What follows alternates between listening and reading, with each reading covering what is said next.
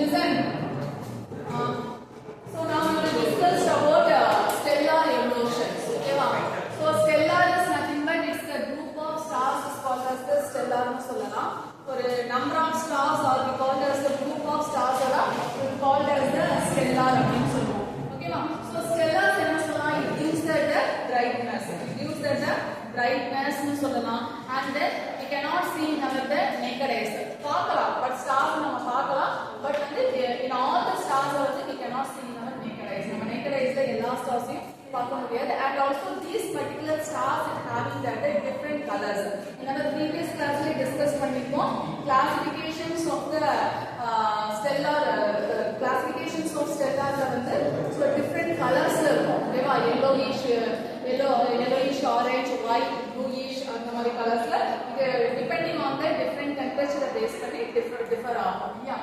So stellar is nothing but it's the group of stars and another and it gives very highest brightness and it gives the information about the chemical composition. It's the element. Okay, the element base study next one luminosity. So in the previous class it used that what is that luminosity and then it having that high temperature and then it having that chemical composition.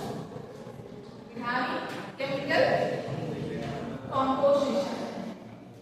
Okay, so this stellar classifications of stellar general stars is nothing but it is very brightness, it having the different colors and also it does not see in our naked eyes. It gives the information about this luminosity, temperature and it also having that chemical composition. Okay, so in this particular stars the energy spectrum now we will discuss about history of the stars, how the stars is produced.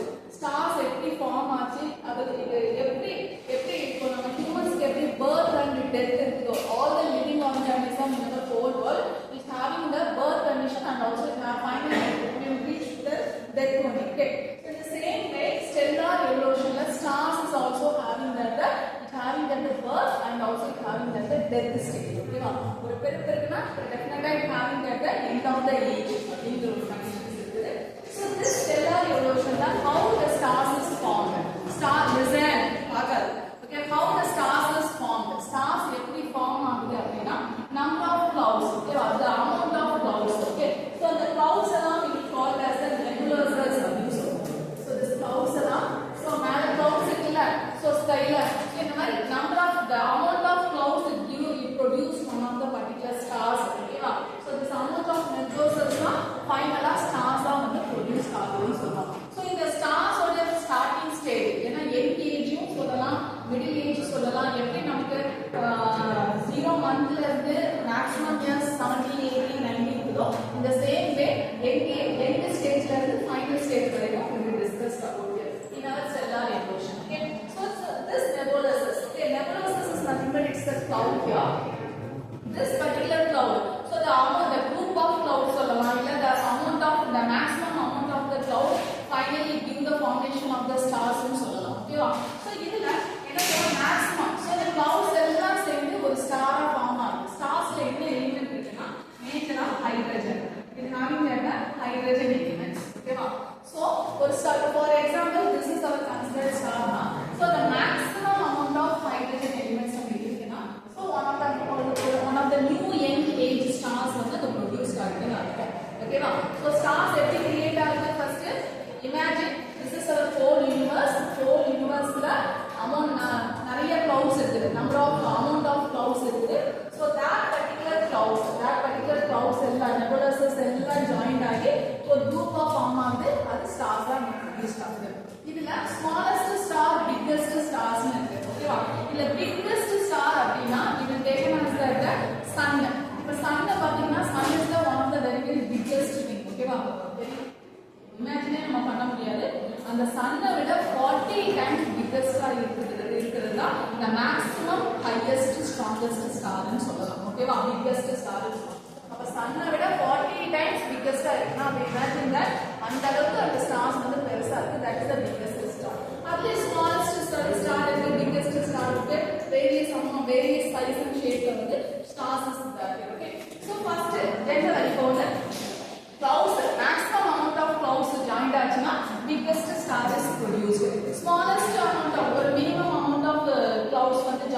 போகும்போது so the smallest type of stars வந்து produce ஆகும்னு சொல்றோம். அததான் சொல்றாங்க. so the maximum hydrogen இப்போ stars அந்த create ஆகுதுன்னா hydrogen molecules or the hydrogen atoms வந்து அந்த maximum இருக்கணும். helium hydrogen இருந்து தான் it comes to the helium atoms form ஆகும் இல்லையா molecules தான். so maximum hydrogen இருக்குன்னா அங்க அந்த particular time the stars வந்து ஒரு shape கொடுக்குது is having that one of the perfect shape of the stars வந்து form ஆகும் ஓகேவா. அப்போ this is our considered star நம்ம imagine பண்ணோம்னா இந்த ஒரு 70 to 80% ஒரு maximum 90 னு வெச்சுக்கோங்க. ஒரு 90-100% வந்து ஹைட்ரஜன் இருக்குன்னா அங்க stars வந்து ஒரு shape கிடைக்கும். இந்த particular இது வந்து starting stage ஒரு 0 month 1 month or 2 month அந்த மாதிரி நீங்க imagine பண்ணிக்கலாம். so in this time ல வந்து என்ன ஆகுது so நம்ம whole universe ல என்ன இருக்கு gravitational force having that gravitational force. in this particular gravitational force la we have to get that nuclear fusion reaction. in having nuclear fusion reaction okay so energy the enormous amount of listen the enormous amount of hydrogen molecules is there. so hydrogen molecules அப்படியேவா இருக்கும் இல்ல ஓகேவா. so hydrogen molecules என்ன convert ஆகும் helium ஆ convert ஆகும் ஓகேவா. so due to the presence of this gravitational force இந்த gravitational force நால என்ன ஆகுது அந்த இந்த particular stars are compressed. so என்ன ஃபார்ம் ஆயிருக்குன்னு சொல்லிருக்கோம் temperature having the chemical composition and also it finally get at the luminosity na ஒரு star நீ எப்படி imagine பண்ணுவ it's due ஒரு brightness twinkle ஆகுது அது stars நால it's a positivity னு சொல்லலாம். ஒரு brightness கொடுக்குது light radiations இந்த மாதிரி நிறைய நம்ம சொல்லலாம் இல்லையா. so அந்த light radiations எப்படி அங்க ஃபார்ம் ஆகுது how it produced at the listen how it produced at the luminosity na because the presence of the having some chemical composition. so that's the reason here the temperature is increased finally we will get at the luminosity அப்படினு சொல்றோம் ஓகேவா. so அப்ப என்ன பண்றோம் first maximum எப்போ ஒரு maximum amount of hydrogen molecules இருக்குதோ அந்த stars வந்து ஒரு starting ஒரு birth star வந்து அங்க ஃபார்ம் ஆயிடுன்னு சொல்றாங்க ஓகேவா. so இப்போ என்ன ஆகுது due to the gravitational force நால so that particular hydrogen molecule எல்லாம் shrink ஆகுது. shrink ஆகும்போது என்ன ஆகுது nuclear fusion reaction நடக்குது. nuclear fusion reactions நால என்ன ஆகுது hydrogen வந்து helium ஆக கன்வெர்ட் ஆகுது. இப்போ for example இந்த place ல ஒரு 100% hydrogen molecules இருக்குன்னா ஸ்லோவா கன்வெர்ட் ஆகி ஃபைனலா ஒரு end stage ல hydrogen molecule அது helium ஆக கன்வெர்ட் ஆகிட்டே வரும் ஓகேவா. so helium ஆக கன்வெர்ட் ஆகிட்டு so that's the reason that hydrogen molecules with the maximum hydrogen minimum helium imagine பண்ணிக்கோ maximum hydrogen molecule இருக்கு இதெல்லாம் கன்வெர்ட் ஆகிறதுக்கு it takes some more years நிறைய years கணக்கு போகும் ஓகேவா. அது birth to death stage தான் ஓகேவா. so it comes to the hydrogen level it goes to the helium ஆக கன்வெர்ட் ஆகுது due to the presence of gravitational force நால nuclear reaction nuclear fusion reactions நால இந்த process நடக்குது ஓகேவா. so எப்போ வந்து and then due to this particular reason நால shrink ஆகுது அந்த gravitational pull நால it should be shrink ஆகுது. so the temperature should be increased. அப்ப என்ன ஆகுது அந்த heat radiations வந்து அதிகமாகும். so when we get it that heat radiations நால அந்த luminosity அங்க increase ஆயிட்டே போகும். அப்ப என்ன சொல்றோம்னா hydrogen நால helium ஆ கன்வெர்ட் ஆகுது helium நால finally என்ன ஆகுது luminous temperature increase ஆகுது. that particular temperature நால luminosity அதோட brightness should be increased. okay இதுதான் வந்து ஒரு stars வந்து ஃபார்ம் ஆகுது. எப்போ ஒரு star வந்து 70% of hydrogen வந்து completely decreased எப்போ ஒரு maximum amount of hydrogen இருக்கு 70% hydrogen வந்து கம்ப்ளீட்டா மாறி அது helium ah மாறுதோ so that time that star going to the death stage னு சொல்றாங்க ஓகேவா. so அப்ப என்ன ஆகுது it taken for millions of years நிறைய years எடுத்துக்கும் it time this particular nuclear fusion reaction. so அப்ப என்ன ஆகுது maximum 70% வந்து என்ன இருக்கு ஹைட்ரஜன்ல இருந்து finally goes to the helium ஆ மாறிடுது. அப்ப balance 30% of hydrogen molecules தான் இருக்கு ஓகே. அப்ப என்ன ஆகுது finally it goes to the death stage. so that time the intensity the temperature should be very highest it gives the enormous amount and also the luminosity is also increased னு சொல்றோம். அப்போ எப்போ ஒரு stars வந்து ரொம்ப bright நீங்க நார்மலா night பாக்கும்போது எப்போ ஒரு சில ஸ்டார்ஸ் வந்து ரொம்ப பிரைட்டா twinkle ஆகும். சில ஸ்டார்ஸ் வந்து it gives very dullness. சில ஸ்டார் தெரியாது. Due to the distance காரணமா இருக்கலாம். But over brightness எப்போ வருதோ it going to the death stage அப்படின்னு சொல்றாங்க. ஓகே, எப்போ ஒரு ஸ்டார்ஸ் வந்து டல்லா ஒரு மாதிரி சட்டிலா இருக்குதோ that star is the birth stage. எப்போ ஒரு ஸ்டார் வந்து ஒரு ஓவர் twinkle ஓவர் brightness இருக்குதோ finally because அந்த ஹைட்ரஜன் மாலிகூல்ஸ் ஹீலியமா கன்வெர்ட் ஆக ஃபைனலா அதோட இன்டென்சிட்டி லெவல் அதிகமாகும் because the temperature should be increased. ஏன்னா இந்த கிராவிடேஷனல் ஃபோர்ஸ்னால சோ எல்லாமே கன்வெர்ட் ஆகும்போது அதோட டெம்பரேச்சர் வந்து it should be increased. So the luminosity வந்து increase ஆகுது. So finally அந்த going to the death stage. At the stage of the 70 to 80% hydrogen காலியான உடனே கம்ப்ளீட்டா டிஸ்ட்ராய் ஆன உடனே. ஓகேவா? சோ அப்ப என்ன ஆகுது? இது வரைக்கும் நம்ம பார்த்தாச்சு. Now the death stage வந்து என்னன்னா the stars going to the final death stage la we have to discuss about destroyed stage. Listen, destroyed stage la வந்து we will discuss about the three different types of the destroyed stage. Okay, so the first one எப்படின்னா for example so this is a considered star. So இது full hydrogen இருக்கு. hydrogen molecules எல்லாம் finally destroy ஆகி helium convert ஆகுது. So helium convert ஆகும்போது so this hydrogen molecules என்ன ஆகுதுன்னா it should be changed into that hydrogen cora molecule. It should be changed into hydrogen cora. It should be converted, changed ஆகும் due to this nuclear fusion reactions நால. So next வந்து உள்ள என்ன இருக்கும்? helium atoms இருக்கும். இல்லையா? helium molecules full ஆகும். Again this gravitational force அப்படியே gravitational force அப்படியே தான் இருக்கும். Okay, so due to this gravitational force நால nuclear fusion is again takes place. So here this helium molecule is also completely destroyed. அப்ப helium molecules என்ன நடக்கும்? அதுவும் கம்ப்ளீட்டா destroy ஆகி ஃபைனலா கார்பன் ஆக்ஸிஜன் அங்க ப்ரொடியூஸ் ஆகும். கார்பன் ஆக்ஸிஜன் அங்க கன்வெர்ட் ஆகும். ஓகேவா? சோ அப்ப என்ன ஆகுது? Again this hydrogen helium molecule is also completely destroyed due to the presence of this nuclear fusion reaction. So finally here helium core இங்க ப்ரொடியூஸ் ஆகும். சோ அங்க இருக்கிறது என்ன இருக்கும்?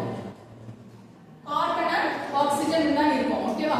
சோ one certain point க்கு அப்புறம் there is no hydrogen molecule, there is no helium molecule. ஓகேவா? ரெண்டுமே இருக்காது. the gravitational force is stopped. here the nuclear gravitational force அங்க stop ஆயிடுனா there is no nuclear fusion reaction. okay, அப்ப ஃபைனலா என்ன ஆகுது? Carbon and oxygen atom one certain point க்கு அப்புறம் இது explosion, it blast out அப்படினு சொல்றோம். சோ அப்ப the blast out conditions எப்படி இருக்குன்னு பாத்தீங்கன்னா it's very subtle condition that it does not give any more sound அப்படினு சொல்றாங்க. ஏன்னா destroyed stage வந்து 3 different stage. இப்போ நம்ம first destroyed condition வந்து smallest star தான் பார்ப்போம். smallest star, biggest star ரெண்டு ஸ்டாரை நம்ம டிஃபரன்ஷியேட் பண்றோம். smallest star வெடிச்சா இந்த எக்ஸ்ப்ளோஷன் நடந்துச்சுனா என்ன நடக்கும்? biggest starsல எக்ஸ்ப்ளோஷன் நடந்துச்சுனா என்ன நடக்கும்ங்கறது தான். ஓகேவா? சோ smallest starல ஹைட்ரஜன்ல இருந்து ஹீலியமா கன்வெர்ட் ஆகுது. அதோட லைஃப் டைம் பீரியட் process என்னன்னா ஹைட்ரஜன் நிறைய இருக்கும், அதோட fuel தீர்ந்து போன மாதிரி தான். ஓகே, அது ஹீலியமா கன்வெர்ட் ஆகும். ஃபைனலி அகைன் அங்க இருந்து கார்பன் and then oxygen மாறி one certain point க்கு அப்புறம் it completely blast out or the explosion வந்து அங்க நடக்குது. So that explosion நால small particle, small gas molecule அது வந்து split ஆகுது.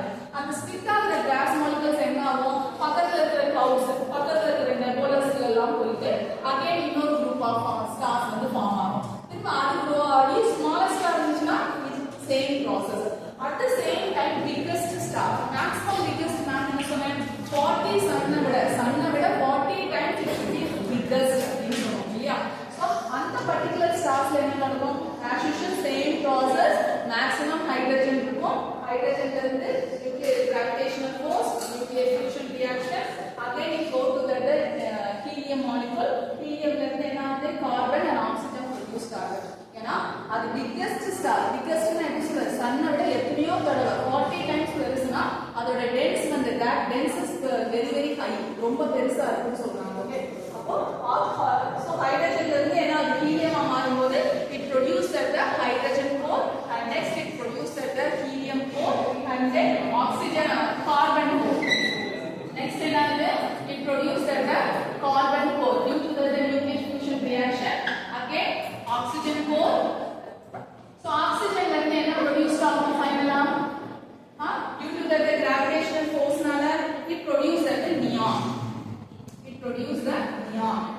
next வந்து it produce silicon, and next it produce silicon, and finally it produce the heavy metal, heavy ion னு சொல்றோம். ஓகேவா? listen here, listen here. So carbon oxygen ல actually அது தனித்தனியா சொல்லல, சேர்த்தே தான் சொல்றாங்க. ஓகேவா? carbon oxygen ல இருந்து it produce the neon molecule. ஓகேவா? neon atoms என்னாகும்? again due to this nuclear fusion reaction னால again அந்த neon வந்து தீந்து போயிடும். ஓகேவா? finally it should be converted into silicon. So அப்போ என்ன சொல்றோம்? neon core produce ஆயிருக்கு. and next finally produce the silicon core. okay, so silicon இருக்கு. silicon என்ன? again due to this nuclear fusion னால silicon core is formed, and finally here the ion is produced, heavy ion. so இந்த ion வந்து it's not a lightest particle, அந்த ion ஓட density வந்து it's very highest அப்படினு சொல்றாங்க. very highest னா ரொம்ப அதிகமா இருக்கு. ஒரு certain point க்கு அப்புறம் there is no, அதுக்கு மேல எதுவும் ஆகல. ஓகேவா? so now we having some explosion at the point of heavy ion. ஒரு heavy ion form ஆன பிறகு having one explosion, blast out here. so that time அப்பதான் என்ன அங்க produced ஆகும்னா அங்க supernova explosion அங்க நடக்குது. so இந்த heavy ion ஓட explosion தான் we will call it as a supernova explosion. எப்பவுமே வந்து சூப்பர் பிளாஸ்ட் அவுட் அப்படிங்கிறதுலாம் வந்து ஒரு பிக்கெஸ்ட் ஸ்டார் இல்லைன்னா ஒரு ஹை டென்சிட்டி ஆஃப் ஸ்டார்ஸை கன்சிடர் பண்றதா we call as a supernova explosion. ஓகேவா? so it having the heavy ion, it having the supernova explosion. that particular supernova explosion ல தான் என்ன கிடைக்குது? gold, silver and then copper. இந்த elements எல்லாம் form ஆகும். ஓகேவா? so this metal ல இருந்து we having that supernova explosion, and finally get the gold, silver, copper அப்படினு சொல்றோம். ஓகேவா? so in this particular metals, in this particular heavy ions ல we having some explosion. so this explosion னால என்ன ஆகும்? இந்த explosion எல்லாமே எந்த ரீசனால நடக்குது? electrons protons ஓட reactions ல தான். ஓகேவா? so this particular electron, proton and neutron, listen, this particular electron, proton and it gives that neutron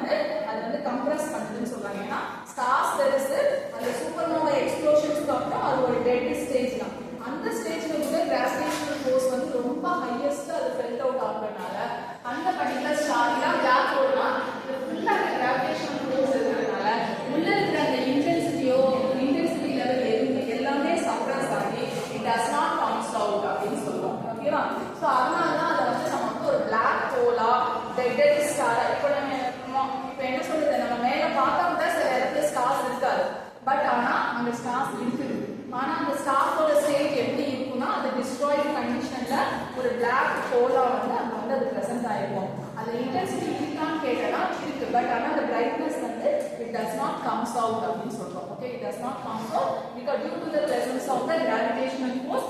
ஏன் வந்து அது வரலனா because of the density வந்து it's a very very highest thing சொல்றோம். So that should be considered as the black hole அப்படின்னு சொல்றோம். எப்படி ஒரு கேலக்ஸில black hole இருக்கோ அதே மாதிரி இதுலயும் ஒரு black hole இருக்குன்னு சொல்றாங்க.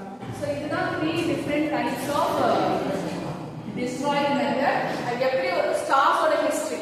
இப்ப ஸ்டார்ஸ் வந்து ஃபார்ம் ஆகுது. எப்படி ஒரு கிளவுட்ஸ்ல இருந்து சேர்ந்து ஒரு ரியாக்ஷன்ஸ்ல ஸ்டார்ஸ் ஃபார்ம் ஆகுது. அதுக்கப்புறம் அந்த ஹீலியம் அந்த எலிமெண்ட்ஸ்னால சோ அத ஃபைனலா சொல்லிருப்பாங்க. ஸ்டார்ஸ்னாலே வந்து it gives the information about luminosity, brightness. ஏன்னா பிரைட் ஆகி ஃபைனலா அது டெட் ஸ்டேஜ் போகுது. டெம்பரேச்சர் இன்க்ரீஸ் ஆகுது.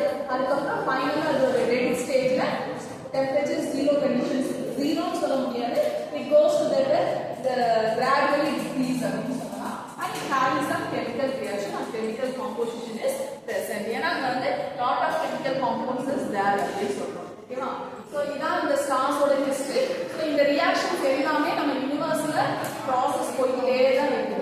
டேட் நம்ம chemical is going on. Still now this process is going on day அப்படின்னு சொல்றோம். Understood? புரியலையா? புரியலையா? தெரியல.